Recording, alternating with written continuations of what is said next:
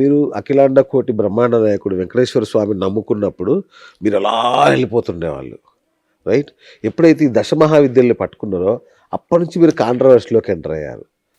ఇప్పుడు కూడా ఇట్లనే అట్లనే వెళ్తున్నారు కానీ విపరీతమైన కాంట్రవర్సీ అని అంటే నేను అనే పాయింట్, వివాదాలు మీ చుట్టుముట్టే అంతకుముందు లేకుండే. ఎందుకు అంటే ఏం లేదు, అప్పుడు కూడా వివాదాలు ఉన్నాయి. అంటే 2017లో కూడా వివాదాలు ఉన్నాయి, లేక కాదు. ఇప్పుడు 2017లో కూడా వివాదాలు ఉన్నాయి. ఓకే. కాకపోతే ఇప్పుడు నన్ను వాంటెడ్లీగా నేను తప్పు చేస్తే నన్ను టార్గెట్ చేయడం వేరు, తప్పు చేయకుండానే టార్గెట్ చేయడం వేరు. రైట్. సో నన్ను ఎందుకు టార్గెట్ చేస్తున్నారు అనే విషయం నాకు తెలియదు. ఓకే. నేను అనే పాయింట్ ఏంటంటే, ఇప్పుడు ఇవాళ చూస్తే మొన్న నేను మీకు పంపించిన జాతకాలలో ఈ సంవత్సరము నేను ఏమన్నా అంటే, ఒక మాట మాట్లాడుతూ మొన్న ఒక ఇంటర్వ్యూలో సమ్మక్క సారలమ్మ జాతరలో మద్యము మాంసము విపరీతంగా అమ్ముకుంటారు, ఆ అమ్ముకునేవాడు నిజంగా ఒకడే కాంట్రాక్టర్ అయితే జూబ్లీస్లో బంగ్లా కట్టుకుంటాడు అని చెప్పిన. నిజమా అబద్ధమా? నిజం, 100% నిజం. అంటే ఆ లెవెల్లో అమ్మబడుతుంది అక్కడ మందు కానీ మాంసం కానీ, దాని అర్థం. దీనికి ఇమ్మీడియట్గా నన్ను టార్గెట్ చేయాల్సిన వాళ్ళు పెట్టినటువంటి తమ్మునేలు హిందూ దేవతలను అవమానించిన వేణుస్వామి. అంటే వాడు ఏం చేస్తాడు, ఇది పెట్టి పెట్రోల్ పోయడానికి ట్రై చేస్తాడు, ఇది ఎక్కడైనా ఫైర్ అవుతుందా? ఇది ట్రయల్. రెండవది ఇంకొక మాట ఏం చెప్పినా, ఈ సంవత్సరం మీరు కూడా మీకు పంపించిన దాంట్లో ఉంది, ఈ సంవత్సరము ఆడవాళ్ల మీద బతికేటువంటి మగవాళ్ల సంఖ్య ఎక్కువ. మీనరాశిలో ఉండే భార్యాభర్తల్లో మగవాళ్లకు సంపాదన ఉండదు, మీరు ఆడవాళ్ల సంపాదన మీద ప్రిపేర్ అయ్యి ఉండండి, వాళ్ళు ఎలా సంపాదించారు అనేటువంటి విషయం అనవసరము. అంటే దాని అర్థం ఏంటంటే, ఉద్యోగాలు మీకంటే ఎక్కువ వస్తాయి, వాళ్ళు ఎక్కువ సంపాదిస్తారు డబ్బులు. నువ్వు పోయి మొగడు ఏం చేస్తాడు, నువ్వు డబ్బులు ఇప్పుడు 1,00,000 తెచ్చింది అనుకోండి, నీకు ఎక్కడ నువ్వు 1,00,000 రూపాయలు అని చెప్పి నువ్వు అనవసరంగా పెంట పెట్టుకోకు, నువ్వు జాగ్రత్తగా ఉండు, కాంప్రమైజ్గా అని చెప్పిన దానికి ఆడవాళ్లను విమర్శించిన వేణుస్వామి అని ఇంకో తమ్మునేలు అదే ఛానల్లో. అంటే మ్యాక్సిమం ఏంది అంటే, నేను పెట్టిన ప్రతి వీడియోలో ఏదో ఒక సబ్జెక్టుని తీసుకొచ్చి దాని మీద వేసి దాని మీద నిప్పు చల్లే ప్రయత్నం చేస్తారు. నేను లాస్ట్ ఇయర్ మీకు ఇచ్చిన ఇంటర్వ్యూలోనే మీనరాశి వాళ్లకు చాలా దరిద్రంగా ఉండబోతుంది ఈ సంవత్సరం అన్నప్పుడు ఒక అమ్మాయి వచ్చి ఏం చేసింది అంటే, ఒక లేడీ వచ్చి ఇంటర్వ్యూ పెట్టి, నాది మీనరాశి, నాకేమైంది, నేను తోపును, నేను తురుమును, ఈ వేణుస్వామి గారు అన్ని అబద్ధాలు చెప్తాడు అని ఇట్లా అన్నది ఆమె అని పెట్టేసింది టీవీలో. మీనరాశి క్యాండిడేట్ ఈ సంవత్సరము 3 నెలల కింద పంచుప్రభాకర్ అనే వ్యక్తి ఆమె మీద 10 వీడియోలు చేసి వదిలిండు. పంచుప్రభాకర్ అంటే ఆయన అమెరికాలో ఉంటాడు.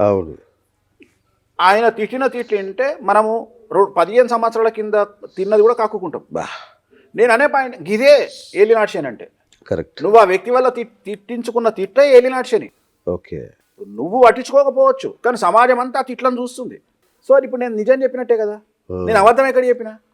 నువ్వే ప్రూవ్ చేసినావు కదా. నువ్వు మాట్లాడింది ఏంది, వేణుస్వామి మీనరాశికి బాగాలేదు అంటుండు అంటే నా సొంత కవిత్వం కాదు కదా. మీనరాశిలో ఏలినా శని వచ్చిండు కాబట్టి బాగాలేదు అని చెప్పడం నా ధర్మం. నేను మీనరాశి, నాకు ఏమవుతుందో చూస్తా, అమ్మాయి తొడగొట్టింది. అదే పంచప్రభాకర్ అమ్మాయి మీద 15 వీడియోలు పెట్టిండు, ఇంకా పెడుతుండు కంటిన్యూగా. అసలు ఇక భాష మనము ఇక స్వామికి తెలుసు ఇక భాష అంటే ఎవరు వాడరు ఇక భాషను సోషల్ మీడియాలో. అలాంటి భాషతో తిడుతున్నాడు. ఇదే ఏలినాడ్షన్ అంటే. ఓకే. నేనే తప్పు చెప్తలేను కదా. Right right. సో ఇక్కడ నెగిటివిటీ అనేది ఎట్లొస్తుంది అనేది పక్కన పెడితే నేను సింపుల్గా మీకు కంపేర్ చేసి చెప్తా. పుష్ప సినిమాకు ఒక థియేటర్లో జరిగిన సంఘటన నెగిటివా పాజిటివా? నెగిటివ్. అది అల్టిమేట్గా సినిమా రిజల్ట్ ఏమొచ్చింది? సూపర్ హిట్, 100 కోట్లు సంపాదించింది. వేణుస్వామికి నెగిటివ్ పాజిటివ్ పబ్లిసిటీ పక్కన పెడితే వేణుస్వామి అయితే హ్యాపీగానే ఉన్నాడు కదా, సూపర్ హ్యాపీ. అంటే జనరల్గా వేణుస్వామి గురించి జనాలకు తెలియదు కానీ బిఎస్ అనేవాడికి నాకు తెలిసి 15 సంవత్సరాల పైన వేణుస్వామి పరిచయం. 100%. సో మీకు ఈ చెడు ప్రాపగండా వల్ల వేణుస్వామి ఒక్క మెట్టు తగ్గినట్టు మీకు అనిపించిందా లైఫ్లో? తగ్గితే మీరు ఇంత దూరం ఎందుకు వస్తారు?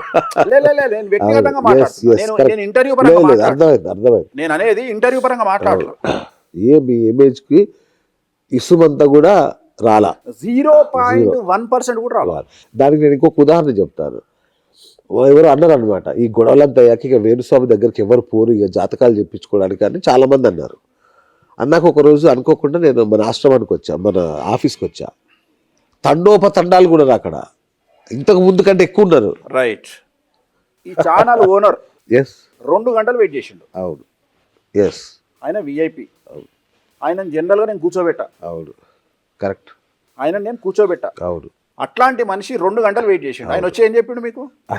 ఏందా అంత జాతర ఉంది, ఏమే గొడవైనప్పుడు జనం పెరుగుతున్నారు ఏంటంటాడు ఆయన. అంటే ఇక్కడ ఏమైపోయిందంటే మీరు ఒక మాట అన్నారు ఇందాక, వెంకటేశ్వర స్వామి కంటే కూడా దశమహావిద్యల పూజ చేసినప్పటి నుండి మీకు కాంట్రవర్సీస్ వచ్చినాయి. అవును. దీంతో పాటు ఇంకొకటి ఉంది, దశమహావిద్యల పూజలు కావాలంటే వేణుస్వామికి దగ్గరికే వెళ్ళండి అని జనాలకు చెప్పినట్టుగా ఉన్నాయి ఆ వీడియోలన్నీ. ఓకే ఓకే రైట్, అర్థమైందా మీకు? Right right right. అంటే పలాని వస్తువు పలాని వ్యక్తి దగ్గర దొరుకుతుంది అనే ఇన్ఫర్మేషన్ ఎట్లొస్తుంది అంటే మనం పబ్లిసిటీ చేసుకుంటూ వస్తుంది. ఇప్పుడు దానికి మీరే కదా బ్రాండ్ అంబాసిడర్, ఇంకెవరు లేరు ఇక. ఇప్పుడు అదే చెప్తున్నా నేను. Exactly. అందువల్ల ఏమైతుంది అంటే ఇవి కావాల్సిన వాళ్ళు డైరెక్ట్ నా దగ్గరకు వచ్చేస్తున్నారు. అవును నాకు ఈజీ అయిపోయింది, అవును.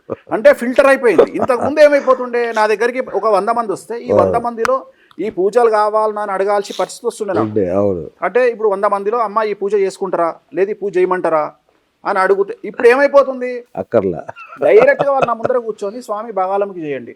ఎందుకంటే వాళ్ళే చెప్తున్నారు మాకు కోర్టు కేసు ఉంది అని. ఎందుకు అంటే మాకు భూ వివాదం ఉంది, మీరే చేయండి. నేను సర్పంచ్గా పోటీ చేస్తున్నా, నాకు రాజశ్యామల చేయండి అంటే వాళ్ళే చెప్పుకొని వస్తున్నారు నా దగ్గరికి. రెండోది ఇంకా గొప్ప విషయం ఏంటంటే, స్వామి మేము గ్లెన్ఫిడిష్ అవుతాం స్వామి, సో మా ప్రసాదం మేమే తెచ్చుకుంటాం అని గ్లెన్ఫిడిష్ మీరు చెప్పక్కర్లా, నేను చెప్పాల్సిన పని లేదు, వాళ్ళే తెచ్చుకుంటారు. ఇప్పుడు అమెరికా నుండి వచ్చే వాళ్ళు ఉన్నారు, స్వామి మేము ఓన్లీ ఓడ్కా తీసుకుంటాం స్వామి, సో ప్రసాదం ఓడ్కానే పెట్టండి అంటే నాకు ఒక క్లారిటీ ఇచ్చినటువంటి పరిస్థితిలోకి నేను వెళ్ళిన. సో నేను ఎంత హ్యాపీగా ఉన్నా అంటే, వేణుస్వామి ఏం చేస్తాడు ఏంది అనేది మొత్తం క్లియర్గా చెప్పేసి జనాలకు, అవును, నా దగ్గరకు వచ్చేవాడు మానసికంగా ఎలా రావాలి అని వాళ్ళని ప్రిపేర్ చేసేసారు జనాల్ని. ఎవరు ఇప్పుడు మీరు చెప్తున్న కాంట్రవర్సీస్. సో దానివల్ల ఏమైపోయింది అంటే, నా దగ్గరకు వచ్చేవాడు కుల్లం కుల్లాగా వస్తుండు. రెండోది నాకు ఈ శశభిష లేకుండా అయిపోయింది. ఏమైతుందంటే వేణుస్వామి మంచోడా చెడ్డోడా ఈ డిస్కషన్లో లేడు ఇప్పుడు. ఎందుకంటే నేను ఏమంటున్నా, ఫస్ట్ నా నెగిటివ్ వీడియోలు చూడండి, నన్ను జనాలు తిట్టిన వీడియోలు చూడండి, నన్ను దొబ్బిన వీడియోలు చూడండి, అన్నీ చెక్ చేసుకోండి. వామాచారం అంటే ఏందో చెక్ చేసుకోండి, దశమహావిద్యలు అంటే ఏందో చూసుకోండి, కామాఖ్య అంటే ఏందో చూసుకోండి, పండితుని మాట వినొద్దు, వేణుస్వామి మాట అస్సలు వినొద్దు. గూగుల్ తీయండి, చాట్ జీపీటీని అడగండి, గూగుల్ క్రోమ్ ఓపెన్ చేయండి, జెమినీని అడగండి, ఓపెన్ చేసి దశమహావిద్యలు అంటే ఏంది, వామాచారం అంటే ఏంది, కామాఖ్య అంటే ఏంది, ఇవన్నీ అనలైజ్ చేసుకొని వేణుస్వామి లంగన దొంగన తప్పు చేస్తుండా దొంగన కొడుక ఆలోచన చేయండి. మీకు నమ్మకం వస్తే నా దగ్గరికి రండి. ఓకే, ఇంత క్లారిటీగా ఉన్నా నేను. సో వాళ్లకు ఏది ఓపెన్ చేసినా క్లారిటీ వస్తుంది. Right right. అంటే చెప్పండి, మొన్నటి మన కామాఖ్య కాంట్రవర్సీ తర్వాత ఏం జరిగింది అసలు అని ఇప్పటికి కూడా చాలా మంది, అంటే అందరు నాలాంటి వాళ్ళకి తెలుసు కానీ సామాన్యుడికి అర్థం కావాలి. నిజంగానే వేణుస్వామిని అక్కడ రానివ్వట్లేదేమో, ఇప్పుడు పోవట్లేదేమో, వేణుస్వామి అక్కడ పూజలు చేయడేమో అని ఒక ఆలోచనలో ఉన్నారు. కామాఖ్యకు మీరు వచ్చిరా? అక్కడ ఏం జరుగుతాయి బలులు? దున్నపోతు బలులు జరుగుతాయి, మటన్నే ప్రసాదంగా పెడతారు. తిన్నారుగా మీరు? బ్రహ్మాండంగా. మందు లేకుండా పూజలు ఉంటాయా? అస్సలు మొత్తం మందే అక్కడ. ఇది మీ కళ్ళతో చూసిరా, ఏమన్నా చెప్పిండా మీకు? నేనే చూసా కదా స్వయంగా. మీరు వీడియోలు తీసుకురు కదా బ్రహ్మాండంగా. కానీ అవి టెలికాస్ట్ చేయలేం కాబట్టి చేయలేదు. ఎగ్జాక్ట్లీ, అవి చేయలేం కదా, చేయలేరు కదా. అంటే అవి టెలికాస్ట్ చెయ్యలేము కాబట్టి మా నోటికి వచ్చింది మేము చెప్తాము. నా కామాఖ్యలో నాన్ వెజ్ ఉండదు, లిక్కర్ ఉండదు అని చెప్పేవాళ్ళు మీ దృష్టిలో ఏంటి? అంతే కదా, అది ఒక విష ప్రచారం కింద లెక్క. అది 100% అవునా? 100% తప్ప. అవునా? నేను స్వయంగా చూసా. మీరు చూసిరు కదా. ఇప్పుడు నాకు ఇదే కావాలి. 3 రోజులు నేను అక్కడ ఉన్నా. I want this. ఆ విష ప్రచారమే నాకు కావాలి. ఓకే. ఎందుకు కావాలి అంటే, రైట్, బంగారాన్ని సానబట్టిన తర్వాతనే ఒక ఐటెం తయారవుతుంది. అవును. సో వేణుస్వామి చెప్పేది నిజము అని నార్మల్గా నమ్మొద్దు జనాలు. ఫస్ట్ వేణుస్వామి బ్లేమ్ అయ్యి, వేణుస్వామి చెండాలము అని జనాలకు తెలిసిన తర్వాత వేణుస్వామి చెప్పేది నిజము అనేటువంటిది పడితే నా మీద పడే స్టాంపు రాజమౌళి స్టాంప్ లాగా పడుతుంది. కరెక్ట్. సో నేను ఏమంటున్నా, మీరు అక్కడ మద్యం లేదన్నారు, మాంసం లేదన్నారు, బలులు లేవన్నారు, చెప్పండి, ఇదే కావాలి నాకు. కానీ ఇక్కడి నుండి ఫ్లైట్లలో వెళ్ళిన జనాలు అక్కడికి వెళ్ళిన తర్వాత కళ్ళతో చూసిన తర్వాత ఫస్ట్ గుర్తొచ్చే వ్యక్తి వేణుస్వామి. ఫస్ట్ గుర్తొచ్చేది మీరు పెట్టిన వీడియోలు. కరెక్ట్. ఫస్ట్ గుర్తొచ్చేది, ఫస్ట్ వచ్చేది వేణుస్వామి మీద క్రెడిట్, రెండోది పోయేది మీ క్రెడిబిలిటీ. కరెక్ట్. ఎస్.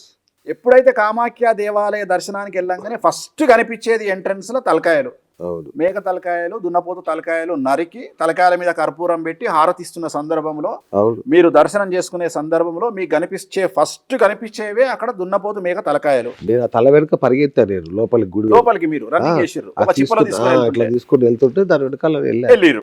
సో ఇది దొంగతనంగా జరగల. గర్భాలయంలో పెట్టిర్రు, పోలీసుల సమక్షంలో. అక్కడ పోలీసులు ఉంటారు, వాళ్ళందరూ క్రౌడ్ కంట్రోల్ చేస్తారు, వీడియో తీయనియరు. తీయనియరు. ఎగ్జాక్ట్లీ. సో ఇప్పుడు నేను వీడియో తీయలేను కాబట్టి నేను దాన్ని డిస్ప్లే చేయలేను కాబట్టి నా తప్పంటే ఎట్లా? సో నేను అనేది ఏంటంటే ఐ వాంట్ దిస్, నాకు ఇదే కావాలా. నేను అనేది ఏంటంటే నా క్రెడిబిలిటీ పెరగాలి, దాని గురించి అబద్ధాలు చెప్పే వాళ్ళ క్రెడిబిలిటీ పోవాలి అంటే వాళ్ళు అట్లనే చెప్పాలా. వాళ్ళు ఎంత అబద్ధాలు చెప్పితే నాకంత సంతోషం.